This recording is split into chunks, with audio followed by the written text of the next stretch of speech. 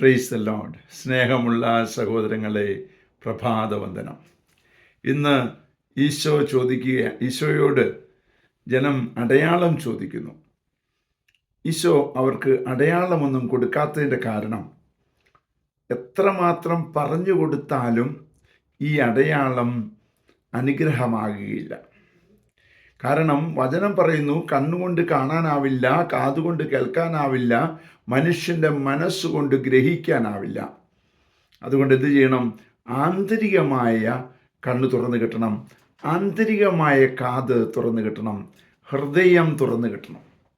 സ്നേഹമുള്ള സഹോദരങ്ങളെ, എങ്കിൽ മാത്രമേ യേശു ഏകരക്ഷകനാണെന്ന് മനസ്സിലാവുകയുള്ളൂ.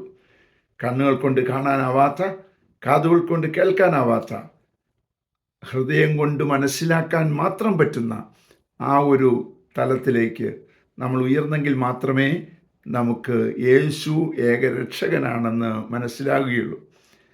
അതിനായി പ്രാർത്ഥിക്കാം. പരിശുദ്ധ അമ്മേ, സഹായിക്കണേ. വിശുദ്ധ യോസേപ്പ് പിതാവേ, ഞങ്ങൾക്ക് വേണ്ടി പ്രാർത്ഥിക്കണേ. പരിശുദ്ധാത്മാവേ, എഴുന്നള്ളി വരണേ. പരിശുദ്ധ പരമ ദിവ്യകാരുണ്യത്തിന് എന്നേരവും ആരാധനയും സ്തുതിയും പുകഴ്ചയും ഉണ്ടായിരിക്കട്ടെ. ആമേൻ.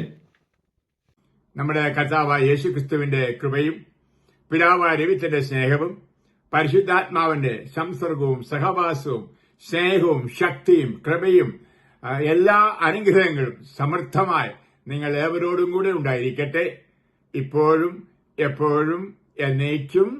ആമേൻ. അഗ്നിയാൽ നിറയ്ക്കണമേ, അഭിഷേകമായി നിറയണമേ. അഗ്നിയാൽ അഭിഷേകം ചെയ്തന്നെ പുതുജീവനേ കിടണേ. അഗ്നിയാൽ നിറയ്ക്കണമേ, അഭിഷേകമായി നിറയണമേ. അഗ്നിയാൽ അഭിഷേകം ചെയ്തന്നെ പുതുജീവനേ കിടണേ. ആത്മാവേ തീനാളമായി ദാസരിൽ വന്നു നിറയണമേ. ആത്മാവേ തീനാളമായി ദാസരിൽ വന്നു നിറയണമേ. അഭിഷേകമായി അനുദിനവും അരൂപിയെ പറന്നിറങ്ങണമേ. അഭിഷേകമായി അനുദിനവും